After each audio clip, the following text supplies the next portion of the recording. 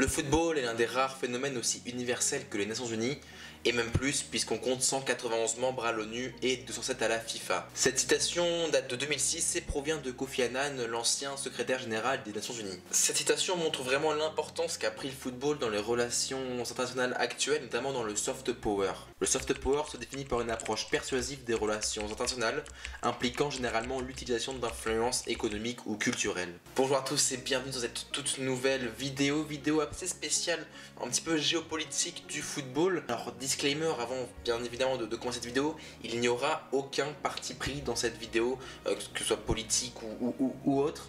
Ce seront des faits relatés et racontés. Si à un moment j'utilise un qualificatif pour pour une entité ou une autre, que ce soit pour Palestine ou Israël, je citerai ma source en fait, tout simplement, comme je l'ai fait par exemple avec l'ONU en début de vidéo. Mais voilà, à aucun moment il y aura une prise de parti de ma part ou un jugement de valeur de ma part dans cette vidéo. Voilà, ça me paraissait assez important de le signaler. Si vous voulez plus de contenu comme ça, un petit peu géopolitique du foot ou même peut-être du sport plus généralement, n'hésitez pas à me le faire savoir en vous abonnant, en likant, en partageant, en mettant un commentaire sous cette vidéo. Merci à ceux qui le feront. On part donc pour la vidéo. Entre la fin de la Première Guerre mondiale et le début de la Seconde, le territoire de Palestine est placé sous mandat britannique. Mais c'est entre 1936 et 1939 que les premières tensions commencent à apparaître entre Israéliens et Palestiniens. Et bien pour savoir, il faut remonter un petit peu plus en arrière. Il faut remonter à la fin du 19e siècle et Theodor Herzl, un Hongrois, pour retrouver la trace d'un voulu territoire pour les Juifs. En effet, il est un des premiers à avoir émis l'idée d'une terre pour les Juifs, et il visait déjà les terres de Palestine qui appartenaient alors à l'Empire ottoman. En plus de ça, en pleine Première Guerre mondiale, en 1917 est publiée la déclaration Balfour, tirée du nom de son créateur, Édouard Balfour, secrétaire d'État des Affaires étrangères anglais. Cette dernière indique que le Royaume-Uni se porte favorable à la création d'un territoire juif en territoire palestinien. Nous traitons non point avec les souhaits de la communauté existante, mais nous recherchons consciemment à constituer en Palestine une nouvelle communauté et à y édifier définitivement une autre majorité numérique dans l'avenir. Le territoire désigné de la Palestine correspond en fait à la terre promise par Dieu à Moïse dans la Torah juive, mais qu'on retrouve également dans l'Ancien Testament chrétien. Mais en 1947, tout devient trop ingérable pour les Britanniques qui décident finalement de lever leur mandat et de le donner aux toutes nouvelles Nations Unies. Cette dernière met en place, ou en tout cas propose, un premier partage de territoire entre Israéliens et Palestiniens en novembre 1947. Mais on peut dire que c'est un échec puisque l'année suivante est déclenché le premier conflit israélo-arabe. Le Tzal, l'armée israélienne, fait donc face à ce qu'on appelle la Ligue arabe, composée de l'Égypte, de la Jordanie, de l'Irak, de la Syrie, du Liban, de l'Arabie saoudite et du Yémen. En fait, l'origine de ce conflit est la déclaration d'indépendance d'Israël le 14 mai 1948. Depuis, les conflits n'ont cessé d'exister entre Israël, membre de l'ONU depuis 1948, et l'autorité palestinienne, membre observateur de l'ONU depuis 2012. En fait, ce qu'il faut savoir, malgré le contexte actuel, c'est que l'origine de ces deux équipes est commune. En effet, durant le mandat britannique établi en 1923, on crée l'association palestinienne de football en 1929. Elle est créée par un juif biélorusse, Joseph Youketieli, et regroupe des équipes arabes, juives, mais aussi chrétiennes, par exemple certains soldats anglais même qui vont jouer dans ces équipes. Musulmans et juifs arrivent donc à collaborer, en tout cas pour ce qui est du football, jusqu'au début de la Seconde Guerre mondiale. Cette association palestinienne de football est même reconnue par la FIFA puisqu'elle joue les éliminatoires de la Coupe du Monde de 1934 et 1938. Elle sera éliminée 2 fois au tour préliminaire. Forcément, après la déclaration d'indépendance d'Israël en 1948, cette association disparaît et 2 équipes se forment. D'un côté, l'association israélienne de football intègre la Fédération internationale de football, la FIFA, dès sa création en 1948. Et comme symbolique, joue son tout premier match contre les États-Unis le 22 septembre, mais perd 3 buts à 1. Mais la deuxième opportunité est la bonne puisqu'Israël s'impose 3-0 contre les U21 de Chypre dans le cadre d'un match amical l'année suivante. En compétition officielle, c'était toujours compliqué pour Israël, notamment contre les gros, puisque par exemple, ils vont prendre 5-2 et 6-0 contre la Yougoslavie dans les premières années de leur existence. En effet, donc, pendant toute la seconde moitié du XXe siècle, Contrairement à la Palestine qui elle n'a pas intégré la FIFA, Israël peut jouer les compétitions officielles. Israël joue donc les éliminatoires de la Coupe du Monde 1970 qui se déroule au Mexique. A savoir quand même que Israël est dans l'AFC, l'Asian Football Confederation, depuis 1954. Mais il y a un problème, c'est que les pays de la Ligue arabe refusent de jouer contre elle. En effet, ils refusent en fait de jouer contre un pays qu'ils ne reconnaissent pas. Pour les qualifications, elle se retrouve donc dans le groupe 2 avec le Japon et la Corée du Sud. Israël termine deuxième de son groupe derrière la Corée, enregistrant 2 victoires, 1 nul et 1 défaite. Pour pouvoir se qualifier, elle doit donc passer par les barrages. Elle voit se dresser sur son chemin la Nouvelle-Zélande, mais un 4-0 à l'aller et un 2-0 au retour leur permettront de très largement passer en finale de barrage. Finale qu'ils jouent contre l'Australie en aller-retour les 4 et 14 décembre 1969. Le match aller est extrêmement serré, mais c'est finalement Israël qui s'en sort avec un but, un contre son camp d'un Australien à la 16e minute. 10 jours plus tard, donc en Australie, Israël peut se qualifier pour la toute première Coupe du Monde de son histoire. Le match est indécis et c'est à la 79e minute qu'Israël a sa libération grâce à un but de Spiegler. Elle est tout de même rejointe en fin de match pour le score, mais rien n'y fait. C'est Israël qui se qualifie pour la Coupe du Monde 1970. Pendant ce temps-là, côté palestinien, ils ont beaucoup de mal à faire leur place sur la scène internationale et également du football. En effet, la plupart des Palestiniens ont fui le pays suite à la première défaite de la guerre israélo-arabe en 1949. La Fédération de Palestine de football arabe est quand même créée en 1962 au Liban. Elle comporte 15 clubs affiliés. Elle se renomme finalement quelques années plus tard l'Association palestinienne de football et impose que tous les joueurs qui la composent soient musulmans. Le siège donc de la PFA est d'abord installé dans la bande de Gaza, mais à cause des différents conflits, il doit souvent changer de territoire.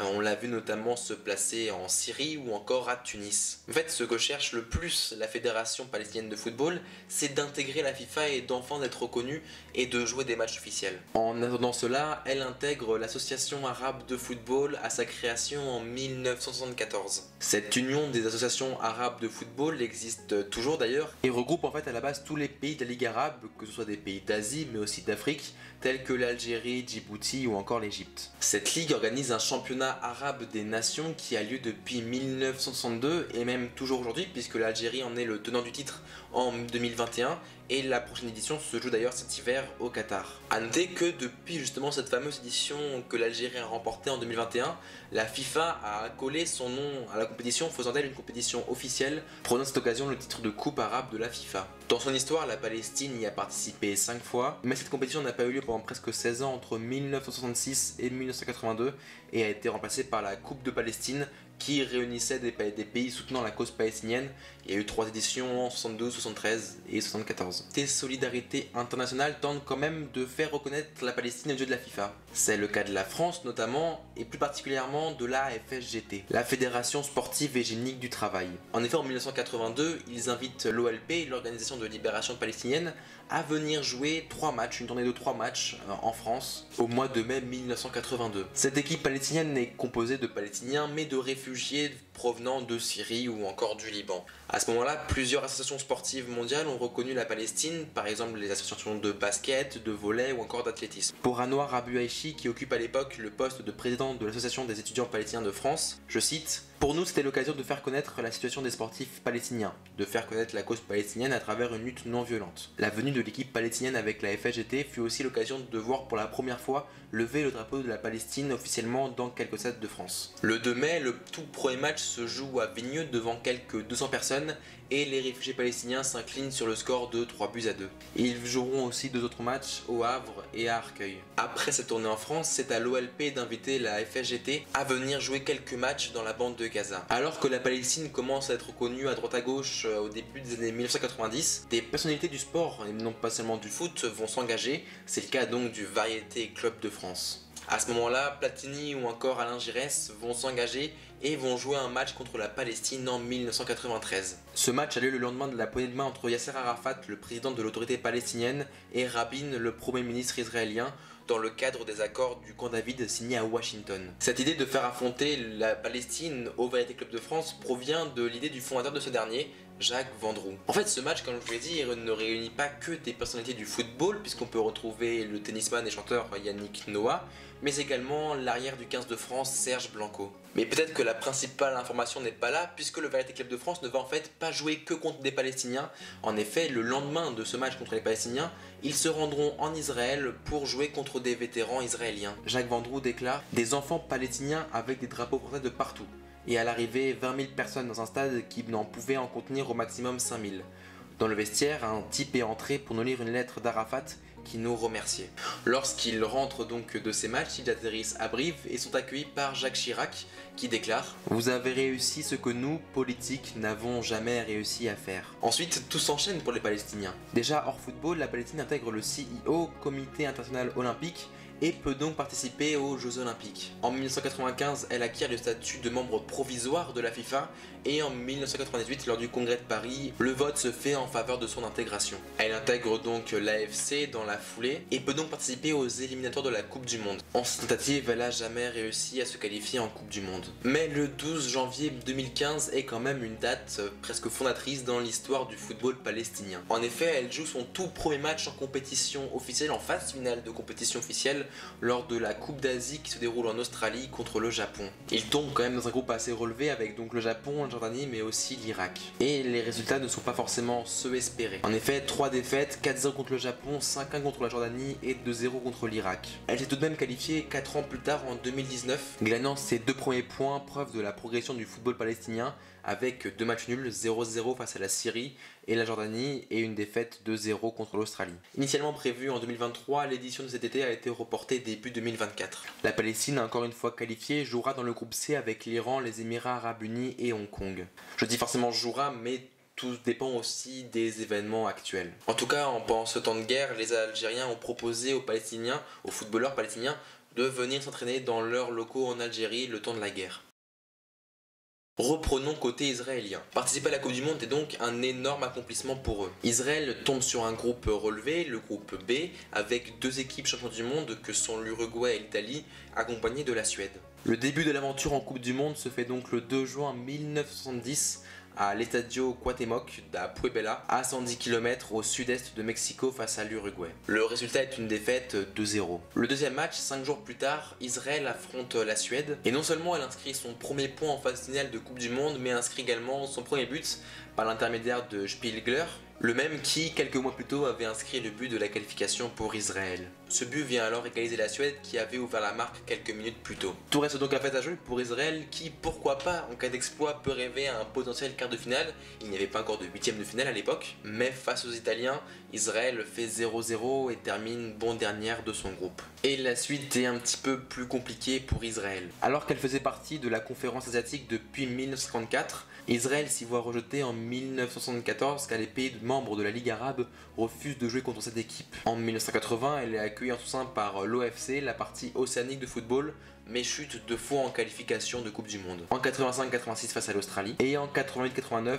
elle finit première de l'OFC et joue face à la Colombie en barrage aller-retour. Le match aller laisse des espoirs avec un match nul 0-0 en Israël, mais Usuriaga met un fin aux espoirs israéliens lors du match retour en marquant le seul but du match à la 73e, privant Israël d'une 2e qualification en Coupe du Monde. Finalement, Israël quitte l'OFC en 1990. A noter, lorsqu'elle a été non membre d'une association continentale, c'est l'UEFA qui a invité 2 fois Israël en 1982 et en 1994 pour qu'elle dispute les éliminatoires dans le cadre de l'UEFA. D'ailleurs, en 1994, elle intègre cette UEFA dont elle est toujours membre aujourd'hui. Depuis cette date, Israël n'a jamais réussi à se requalifier pour une phase finale de Coupe du Monde et d'ailleurs même pour un Euro. À l'heure où je tourne cette vidéo, Israël vient de se qualifier en barrage pour disputer l'Euro 2024 et si elle veut y prétendre, elle devra d'abord battre l'Islande en demi-finale de barrage avant de retrouver le vainqueur de Ukraine-Bosnie-Herzégovine. Récemment et encore plus aujourd'hui, le football est un outil de soft power comme je vous l'ai dit en intro. Pour l'illustrer, je vais reprendre la citation de Jacques Chirac que j'ai dite plus tôt. Vous avez réussi ce que nous, politiques, n'avons jamais réussi à faire. Et bien en fait, si la prochaine étape c'était un match de foot entre Israël et la Palestine. En fait, c'est ce que Sepp Blatter, président de la FIFA entre 1998 et 2015, a proposé justement en 2015, alors qu'il était en campagne pour un 5e mandat, il s'est rendu en Palestine et en Israël pour proposer cette idée. L'idée était donc de réunir ces deux équipes sur un terrain de foot, mais forcément se pose la question du domicile et de l'extérieur. Et bien en fait il avait proposé le terrain neutre, en Suisse, à côté du siège de la FIFA. Israël s'est dit prête par l'intermédiaire de son Premier ministre Benjamin Netanyahou, mais c'est un petit peu plus compliqué pour la Palestine avec Djibril Rajoub, le président de la Fédération palestinienne, qui a déclaré d'ailleurs, je cite, que ce match ne peut arriver qu'en bout de course. Mais en fait ce qui se passe c'est que la Palestine veut clairement destituer Israël de son poste de membre de la FIFA. La Fédération palestinienne reproche à son homologue d'empêcher le déplacement des joueurs. En effet, si vous prenez une carte avant le conflit actuel, vous vous rendez compte que par exemple une équipe dans la bande de Gaza voulant aller jouer vers la Jordanie doit traverser des zones israéliennes. La Fédération palestinienne rapporte des abus israéliens, selon eux, pouvant aller parfois jusqu'à l'emprisonnement de certains joueurs. C'est le cas de Mahmoud Sarsak, un défenseur central palestinien, emprisonné par Israël 3 ans en 2009 alors qu'il allait en Cisjordanie parce qu'il avait changé de club. Sur le chemin, il est donc arrêté le 22 juin 2009. Israël lui reproche officiellement d'avoir lancé une bombe sur un soldat israélien. Pourtant, par manque de preuves, il n'a pas le droit à un procès et reste emprisonné pendant 3 ans. Et Israël lui donne un statut de combattant illégal, ce qui fait qu'il n'a pas le droit d'avocat ni d'avoir de visite en prison. En 2012, il fait une grève de la faim qui lui fait perdre la moitié de son poids, mais il finit par avoir gain de cause puisqu'il est libéré le 10 juillet de la même année. Forcément, cette action a provoqué la colère de la communauté internationale de football et la Palestine qui a demandé immédiatement à ce que Israël soit exclu de la FIFA et à ce qu'on lui retire l'organisation de l'Euro Espoir 2013. Cette demande a été rejetée par la FIFA et Israël a bien organisé cet Euro. A noter que certaines personnalités ont condamné cet événement, notamment Cantona ou encore Sepp Blatter, président de la FIFA, mais également Michel Platini qui était président de l'UEFA. Mais on peut aussi retrouver d'autres personnalités hors football comme le réalisateur Ken Loach. Voilà, c'est tout pour cette vidéo, j'espère qu'elle vous aura plu. Comme je vous l'ai dit en intro, si vous voulez plus de contenu comme ça, géopolitique, du football, même peut-être du sport en général, n'hésitez pas à me le faire savoir en vous abonnant à cette chaîne, en likant, en partageant cette vidéo et à me dire dans les commentaires quel sujet vous ferait plaisir. J'ai beaucoup fait de recherches pour cette petite vidéo, j'espère que ça s'est vu et j'espère que le travail qu'il y a eu derrière s'est vu aussi. Voilà, merci à ceux qui me soutiennent, merci à ceux qui s'abonneront et voilà, c'est tout. Plus que jamais, prenez soin de vous et de vos proches. C'était tout. C'était Marc. Ciao.